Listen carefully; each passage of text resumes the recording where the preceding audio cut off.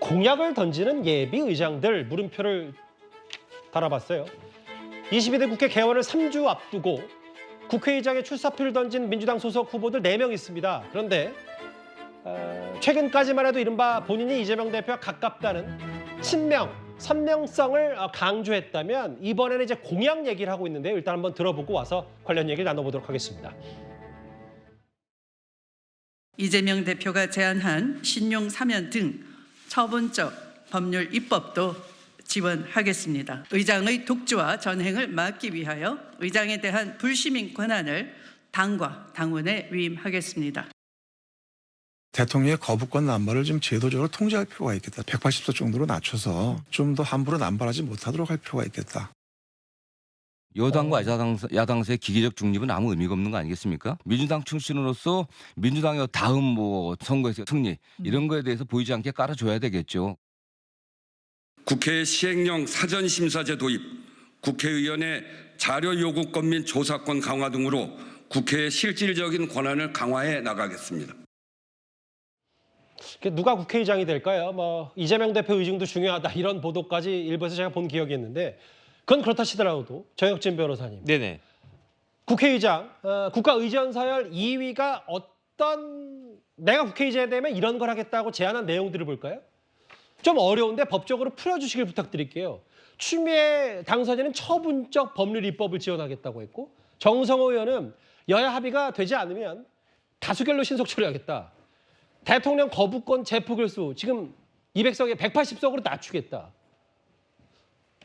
개헌에 앞장서겠다. 이런 내용들을 어떻게 받아들이시겠어요? 뭐 개헌하면 다 되죠. 개헌하면 다 됩니다. 개헌하면요. 거부권뿐만 아니고 대통령 탄핵 그 의결도 가능하고요. 헌법 고치면 다 된다. 헌법 고치면 다 되죠. 뭐 그다음에 헌법 97조에 뭐라고 되어 있냐면 감사원은 대통령 소속하에 둔다 이렇게 되어 있거든요. 예. 개헌해가지고 감사원은 뭐 그 국회 하에 둔다. 그래가지고 국회의장이 마음대로 감사원장 지명한다. 예. 이렇게 다 바꾸면 돼요. 그렇기 때문에 뭐가 중요했습니까? 200석이라고 하는 게 중요했던 거죠. 왜냐하면 200석이 있었으면은 국회가 개헌안 발의할 수 있었고요. 그렇게 되면 국민 투표했으면 통과될 가능성이 있지 않았겠습니까? 이런 것들을 우려해서 우리 국민들이, 우리 유권자들이 예. 야당에게 192석밖에 안 준 거 아니겠습니까? 그런데 저는 국회의장 후보자라고 하는 분들이 과연 헌법에 저런 내용이 있는 것인지 없는 것인지조차 확인하고 저런 공약을 갖다 했다는 건가? 만약에 저런 내용을 갖다 알았다라고 하면 전제를 둬야 돼요. 개헌을 갖다가 하겠다. 개헌해가지고 이런 식으로 바꾸겠다. 이렇게 이야기를 해야지 밑도 끝도 없이 그냥 감사원을 국회 밑에 두겠다. 그다음에 처분적 법률 막 하겠다. 저게 무슨 뜻이에요? 쉽게 풀면 처분적 법률 입법이라는 게? 국회가 예. 행정부 역할을 하겠다는 얘기예요. 아하. 그러니까 입법사법 행정부가 삼권 분립이지 않습니까? 예. 지금 범야권의 그 의석이 예. 200석 가까이 되니까 삼권 분립이고 뭐고 다 없애고 그냥 국회가 독재하겠다 그 이야기 아닌가 전 그런 생각이 듭니다. 장유미 변호사님. 네. 경쟁하는 건 좋고 지금 국회의장 사실 저도 뉴스 쭉 보아하면서 정치권 얘기 뉴스탑10에 짚어보면서 국회의장 선거 이렇게 뜨거워져도 처음인데 근데 이게 이 정도면은 누군가 말하는 위헌적 요소들을 공약으로 남발하는 거 아닌지 황당한 건 아닌지에 대한 비판은 어떻게 들으셨어요? 일단 우원식 의원님 개헌 이야기를 하고 있고요. 예. 왜냐하면 짚어주신 대로 감사원 권한이 국회에 있지 않습니다. 예. 대통령의 이제 그 아래에 있도록 돼 있는데 감사원이 대단히 중립성을 견지하지 못한다라는 이런 반응도 있죠. 그러니까 여러 해외 입법 내에서는 이걸 국회에서 통제하는 그런 곳들이 많이 있습니다. 예. 그래서 이 정치권 일각에서 이런 대안으로 모색이 되기도 했기 때문에 헌법을 고쳐서라도 감사원의 어떤 중립성을 지키자 이런 공약을 내건 것으로 보이고요. 처분적 법률과 관련해서 현재 이슈가 되고 있는 건 민생지원금 예. 지원입니다. 기본적으로 이런 지원과 관련해서는 행정부가 이제 처분으로서 행하는 것인데 이걸 법률로 하겠다. 왜냐하면 입법부에서는 민주당이 다수석이고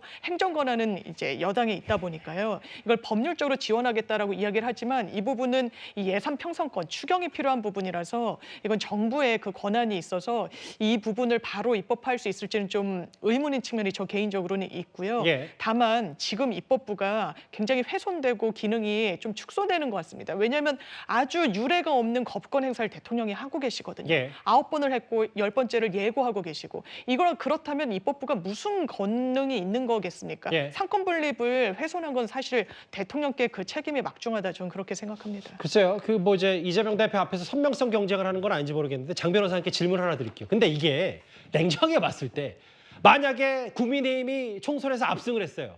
그래서 국회의장을 이제 전반기에 국민의힘 중진들이 막 앞다퉈서 얘기하는데 이런 공약들 내뱉으면 민주당에서 뭐라고 얘기할까요? 저는 개인적으로 동의가 되는 공약도 있고 안 되는 예. 공약도 있긴 한데요. 예. 기본적으로 만약에 저는 민주당 정권이라도 거부권 행사를 헌법상 권한이란 이유로 10번, 예. 11번 한다면 저는 동의할 수 없을 거라고 그러니까 생각합니다. 이제 장 변호사 말씀은 대통령이 거부권을 남발하니까 국회도 어쩔 수 없이 입법부로서 뭔가 위상을 되찾아야 된다 이 말씀을 하시는 거예요? 작용이 있고 반작용이 있는 거 아니에요? 아니 예. 근데요. 거부권 행사만 자꾸 이야기를 하시는데 예. 대통령이 거부권 행사를 여야 합의한 법안을 거부권 행사했습니까? 예. 이렇게 역대 거대 야당이 예. 단독으로 통과 많이 시킨 사례 보셨어요?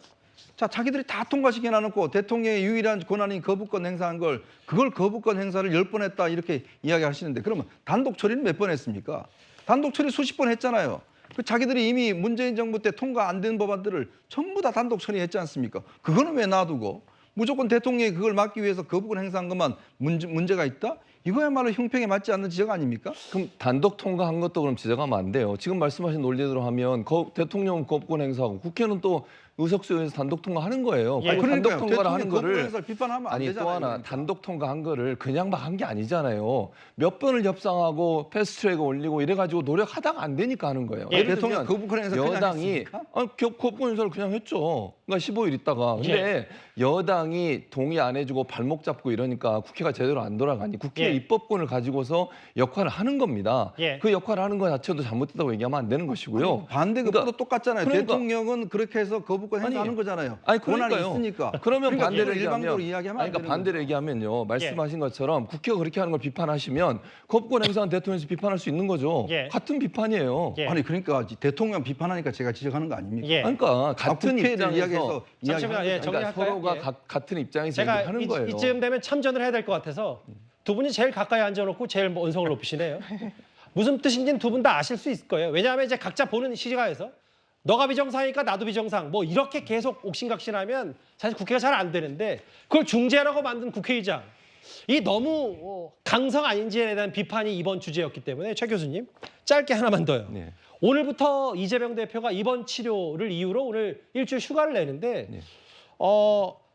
당무는 아예 안 보는 겁니까? 아니면 이제 이재명 대표 지지자들이 많이 궁금해서요. 제가 볼 때는 제가 이제 비서진한테 한번 연락을 해봤는데 그렇게 큰 건강상의 문제는 아니라는 얘기를 들었고요. 예. 아마도 이제 뭐 당무를 하진 않지만 기본적으로 긴급한 사안에 대해서는 전화라든지 아니면 직접 찾아가서 얘기를 듣거나 뭐 이런 일은 있을 것 같습니다. 그래서 실제적으로 그 공식적인 당무는 보지 않지만요. 중요한 사안에 대해서는 대표가 직접적으로 결정할 수 있는 권한을 가질 거라고 보여지기 때문에 예. 아마도 뭐 중요한 일이 아니면 보고하지 않을 것 같고요. 아마 중요한 일에 대해서는 직접 찾아가나 유선을 통해서 보고하는 절차를 거치지 않을 그렇게 생각을 합니다.